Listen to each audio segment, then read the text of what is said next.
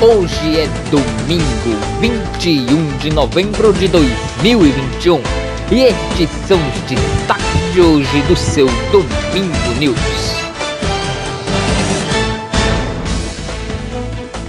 Primeiro dia de Enem.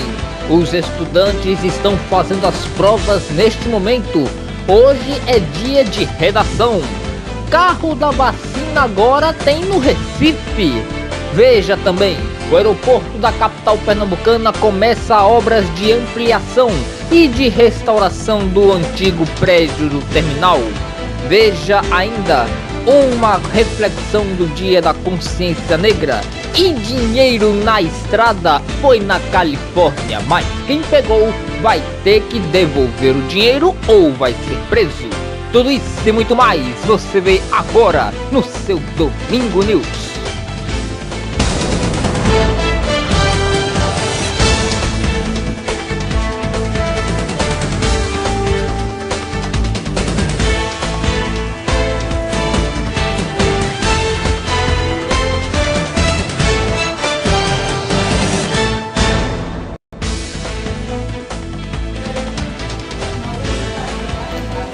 Estamos começando agora o seu Domingo News, o seu jornal de domingo. E a gente já começa informando para vocês que a edição de hoje está de olho em todas as informações da aplicação do Exame Nacional do Ensino Médio.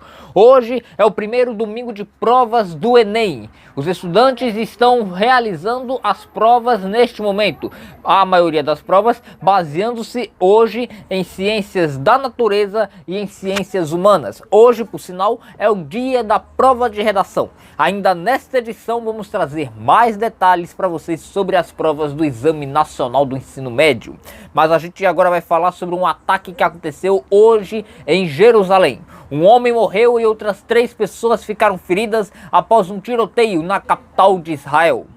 Segundo o hospital de Hadassah, um homem de 30 anos morreu em decorrência dos ferimentos. A polícia local informa que o agressor foi morto a tiros.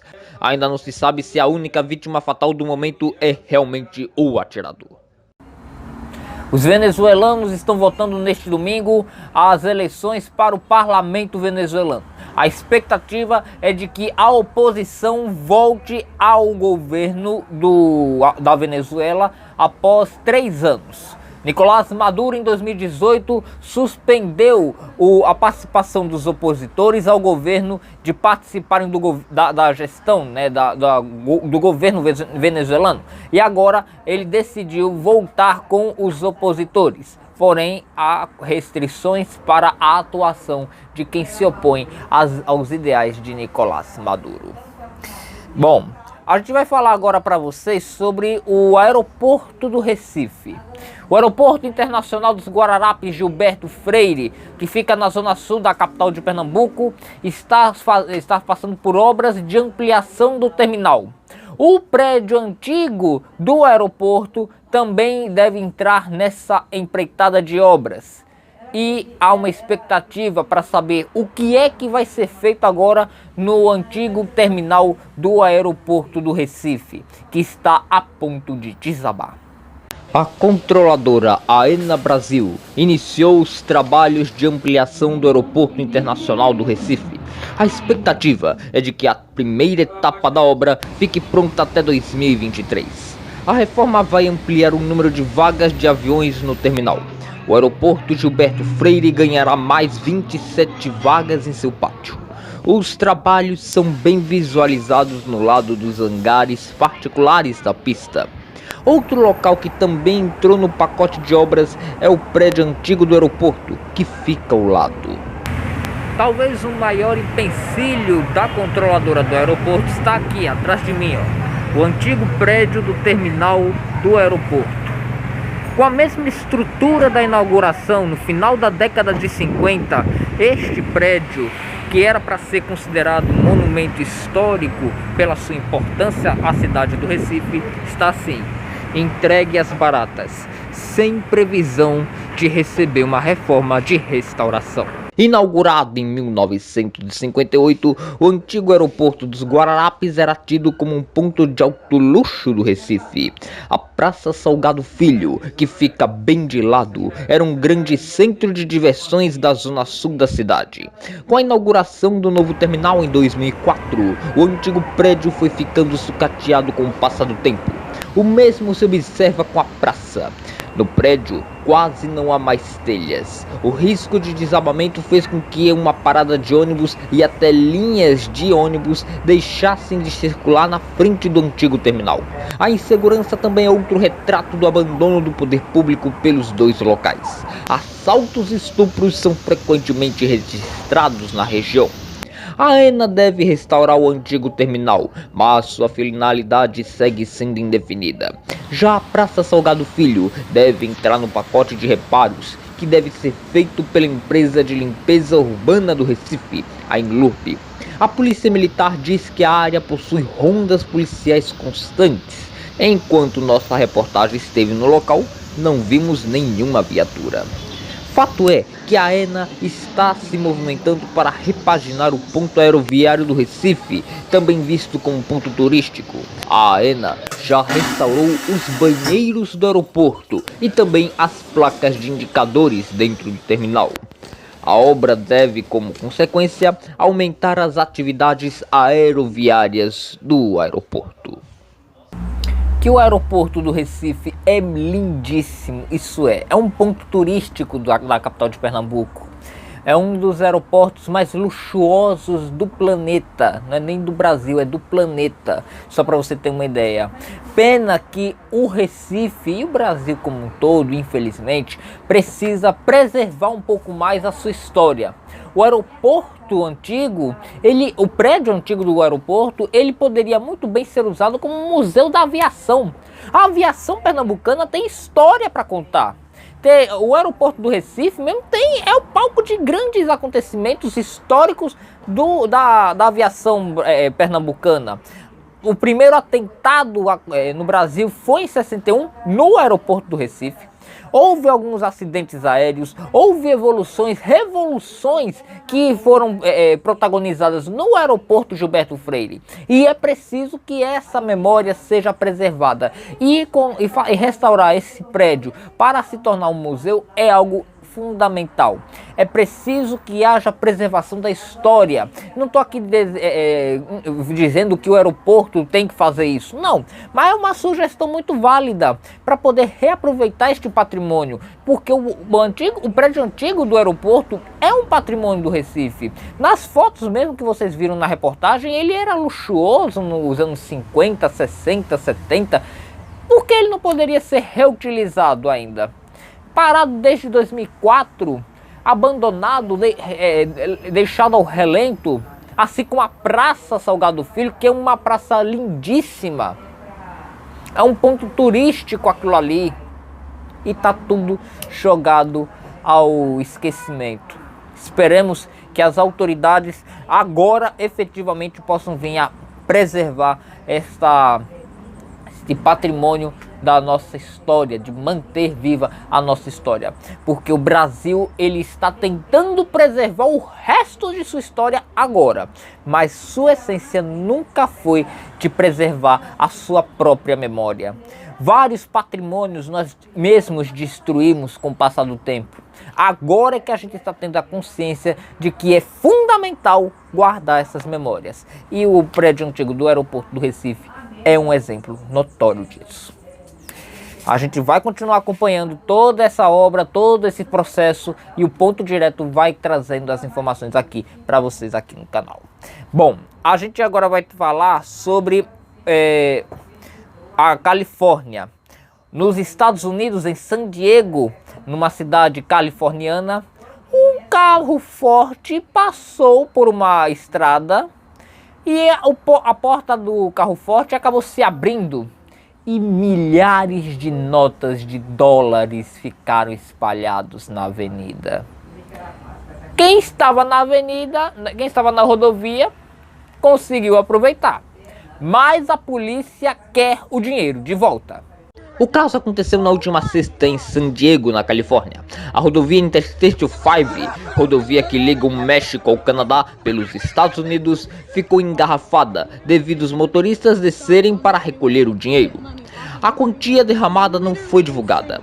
A polícia local exige que todos que pegaram devolvam as cédulas em até 48 horas. 2 pessoas já foram presas. A polícia identificou várias pessoas, já que imagens estão sendo postadas nas redes sociais. Por que isso não acontece aqui no Brasil, né? Mas, falando sério agora, um policial, né, que participa dessa empreitada aí de tentar resgatar o dinheiro perdido, disse uma coisa até certíssima: se não é seu, por que você vai pegar? Se fosse uma TV, você não teria o direito de pegar. Se pegasse, teria que devolver. E é isso que a polícia tem que fazer. Até porque aquele dinheiro, a polícia acredita que tem algum tipo de finalidade para ser usado. Bom, a seguir você vai ver eleições no Chile, as eleições das prévias do PSDB para saber quem vai ser o candidato do partido à presidência da República, as notícias do Enem, Atlético Paranaense é campeão da Copa Sul-Americana e ontem foi o dia da consciência negra, dia de reflexões para com a nossa própria cultura. Voltamos já.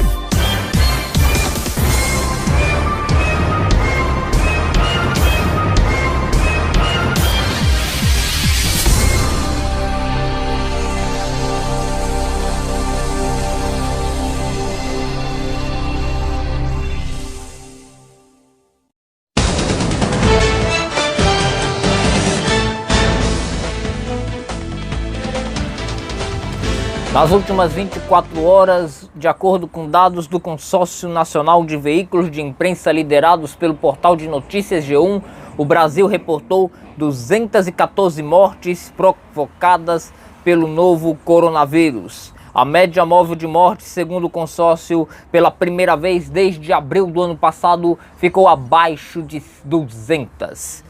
Também nas últimas 24 horas, o país registrou 8.603 novos casos de Covid-19. No total, o país tem 612.625 mortes provenientes de Covid e 22.009.972 diagnósticos positivos de coronavírus desde o começo da crise pandêmica em nosso país. De acordo ainda com o consórcio, 9 estados têm tendência de alta no número de mortes. São eles: Mato Grosso do Sul, Amazonas, Pará, Roraima, Rondônia, Bahia, Ceará, Piauí, Rio Grande do Norte e Sergipe. 8 estados estão em tendência de estabilidade no número de mortes. São Rio Grande do Sul, Pernambuco, Paraíba, Alagoas, Santa Catarina, Tocantins, Mato Grosso e Maranhão. Além do Distrito Federal, outros 7 estados estão em... Não, perdão, 8 estados. O Distrito Federal é que não atualizou os dados segundo o consórcio. O Acre também não atualizou os dados junto com o DF, mas os outros 8 estados da Federação, Paraná, Espírito Santo, Minas Gerais, Rio de Janeiro, São Paulo, Goiás, Amapá e Roraima, estes atualizaram os dados e estão em tendência de queda no número de mortes provocadas pela Covid-19. Vamos agora trazer os números da vacinação contra o novo coronavírus. Nas últimas 24 horas, o Brasil tem um total de 157.781.702 vacinados em primeira dose contra a Covid-19. No total, o Brasil tem 73,97% de toda a sua população tomada com a primeira dose da vacina contra a Covid. As pessoas que já tomaram a segunda dose ou a dose única contra o novo coronavírus são 128.743.052 pessoas, o equivalente a 60,35% de toda a população. O total de doses aplicadas desde o começo da vacinação, em janeiro deste ano, foram 300.405.955. 83,33% de todas as doses foram distribuídas para todos os estados. Bom, em Pernambuco, a gente vai agora atualizar os números da pandemia no estado de Pernambuco. O estado tem 637.396 casos no total confirmados de Covid-19.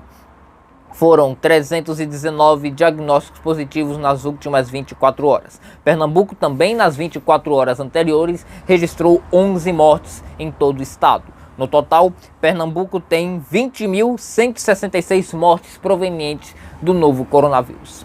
E algumas prefeituras da região metropolitana do Recife, incluindo a capital, começaram a aplicar um novo modelo de vacinação. Inspirado no carro do ovo, agora vem aí o carro da vacina.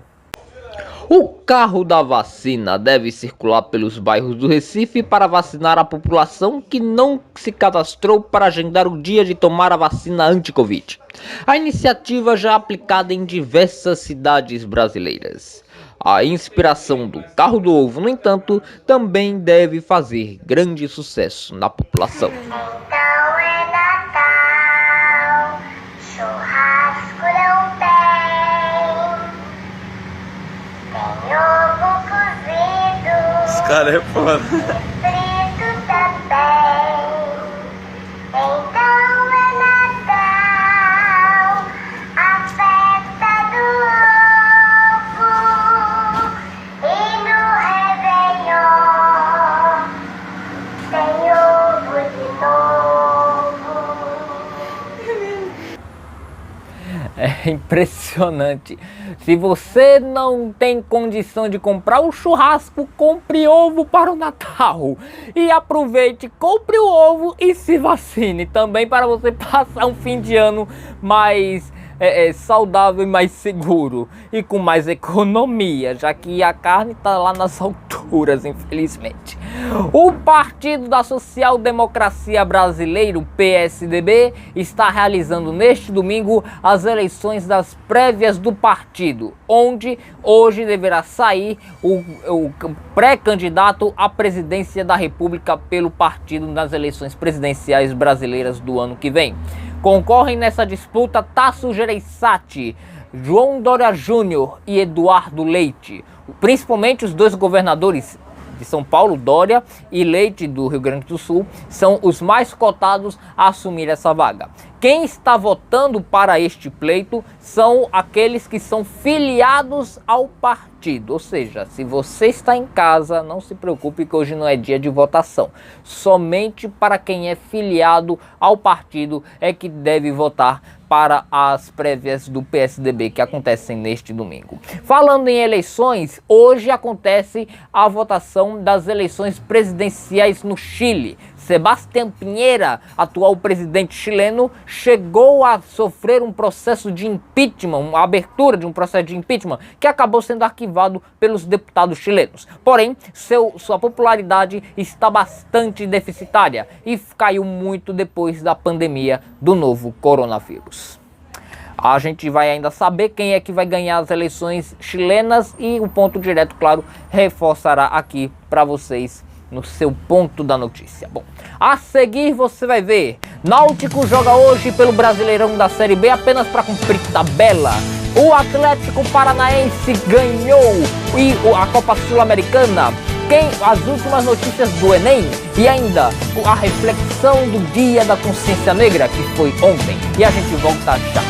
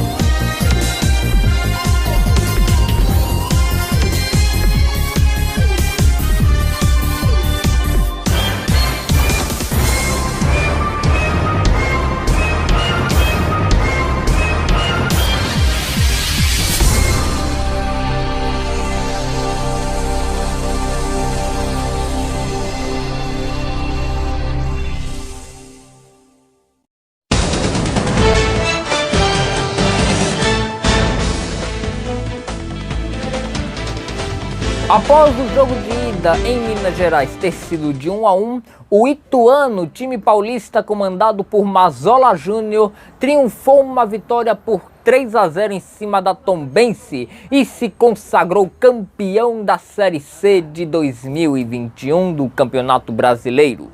A Tombense, depois de 18 anos em hiato, volta à segunda divisão do Campeonato Brasileiro em 2022. Junto com o Ituano e com a Tombense, Novo Horizontino e Criciúma também retornam à segunda divisão do Campeonato Brasileiro.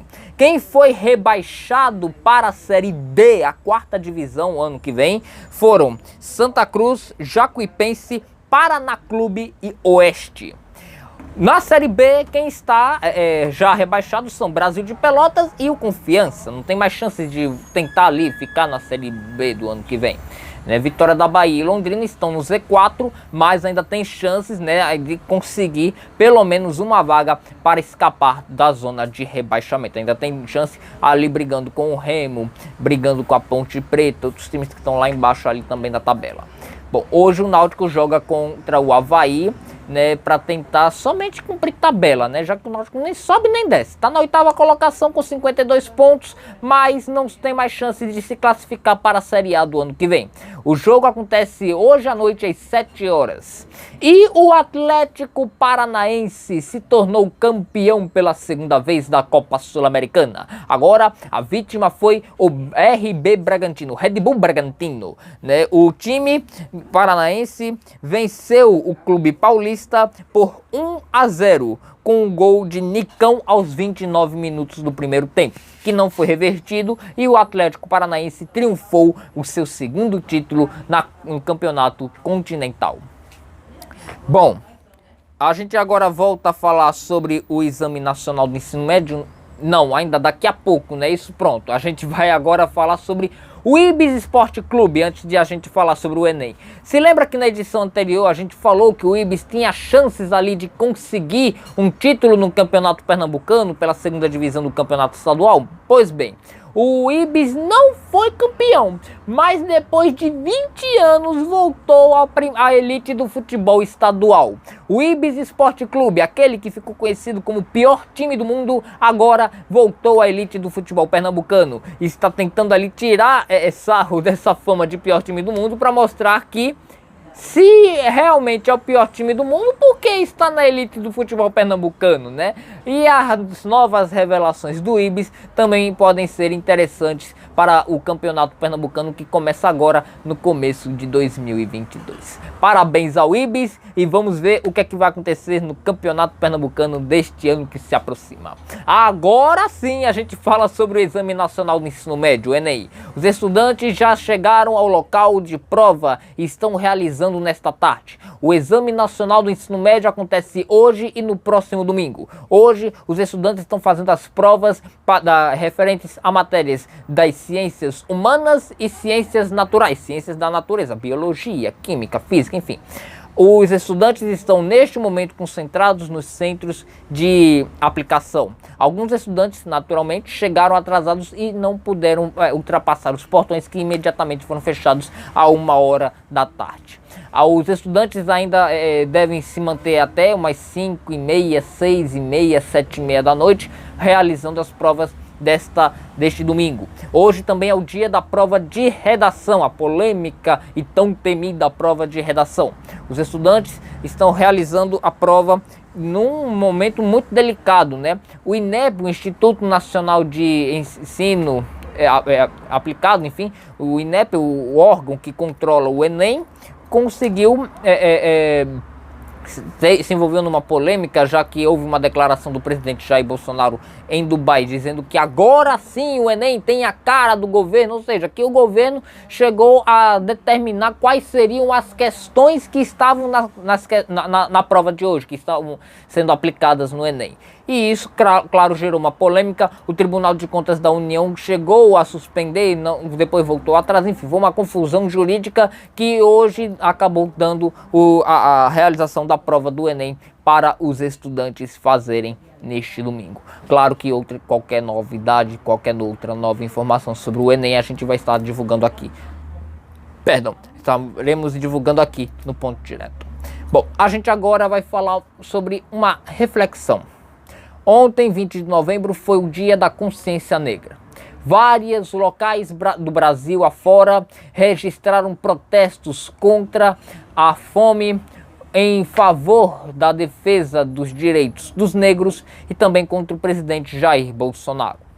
Os direitos dos negros nem sempre foram respeitados e hoje em dia não há esse respeito tão visto ainda como a gente deveria ter.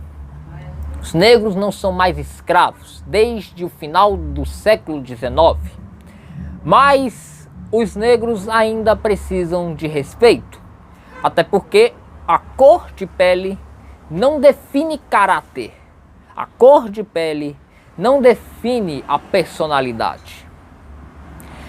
Cor de pele somente é uma pigmentação que a pessoa naturalmente recebe. Não tem nada a ver com caráter, personalidade, questão social nenhuma. Não há como você querer desmerecer uma pessoa negra por conta da sua cor de pele. Isso é crime de racismo. Mas infelizmente no Brasil a gente ainda registra casos de que os negros são ainda desrespeitados. Muita coisa avançou, sim. Do século XIX para cá a gente avançou muito, mas não o suficiente para fazer dessa sociedade uma sociedade consciente dos direitos dos negros. O Domingo News de hoje termina com essa reflexão. Será que os negros estão sendo realmente respeitados hoje em dia? Fica a pergunta para você pensar. E a gente volta domingo que vem, se Deus quiser. Um ótimo domingo para você.